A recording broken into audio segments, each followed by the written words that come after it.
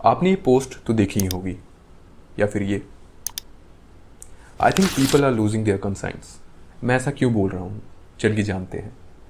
अगर मैं आपसे बात करूँ इजराइल सपोर्टर्स की, then they show very insensitive gesture जब बात गाजा में हो रहे जेनोसाइड की हो, जहाँ लोगों के शरीर के टुकड़े बिखरे पड़े देखे जा सकते हैं, वो भी सड़कों पे।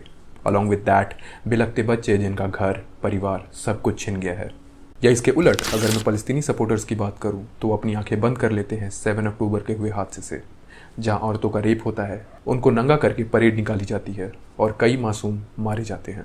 या फिर अगर मैं बात करूं कि किस तरीके से हिंदूज के साथ गलत हो रहा है पाकिस्तान में, औरतों का गैंग रेप सिर्फ इसलिए हो रहा है क्योंकि उन्होंने इस्लाम नहीं कबूल, और as a Muslim I should support क्योंकि हिंदूज काफिर हैं।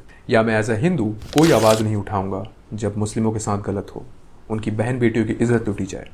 अगर आप इस तरीके से सोचते हैं, then you should introspect your moral obligation to sense what is right and what is wrong, because it's take a lot of inhuman mindset और बेवकूफ़ी जहां आपको कोई एतराज़ नहीं है जब किसी इनोसेंट के साथ गलत हो, क्योंकि वो आपके मजहब या देश का नहीं है। केवल अपने लिए अच्छा सोचना और बाकियों को दरकिनार कर देना क्योंकि उन्हें तुम अपना नहीं मानते, ये बतलाता है कि किस तरीके से आपने अपनी इंसानियत को मजहब, देश और किसी और नेशनैलिटी के नाम पर बेच दिया है।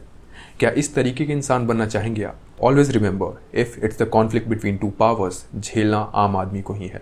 सो हैव सम गट्स, जहां गलत हो वहां गलत बोल सको, भले ही वो अपना क्यों ना हो, और सही को सही इवन दो वो पराया ही क्यों ना हो। शुक्रिया।